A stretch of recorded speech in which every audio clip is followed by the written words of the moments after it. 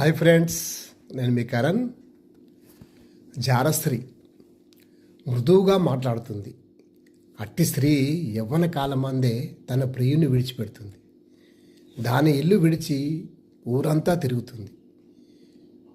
దాని దగ్గరికి వెళ్తే నీ ఆరోగ్యం క్షీణిస్తుంది. జారస్త్రీ పెదల నుండి తేనె కారుతూనే ఉంటుంది. దాని మాటలు నూనె కంటే నున్నగా ఉంటాయి, మధురంగా ఉంటాయి.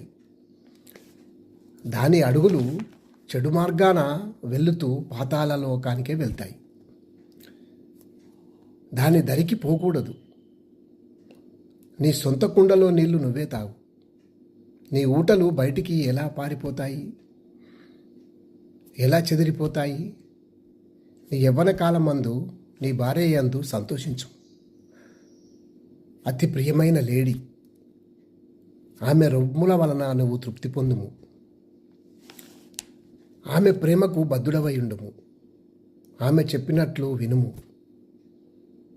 జారస్త్రీ మాటలు నీవేలా వింటావు?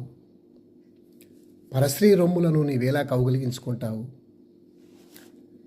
బలవంతము చేసినను తప్పించుకున్న బయటికి రమ్ము. పక్షి వేటగాని బాణము నుండి ఎలా తప్పించుకుంటుందో అలా తప్పించుకొని పారిపోము. దాని వలలో పడకుము. దాని మాయ మాటలకు లొంగకుము. దొంగ దోచుకున్నట్లు నీ సొమ్మంతా దోచుకొను. నీవు బుద్ధి కలిగి చెడుతనము విడిచిపెట్టి మంచి మార్గమున నడువు. నీవు దీర్ఘాయుష్యమంతుడవుతావు, దీవెనలు పొందుతావు. Thank you.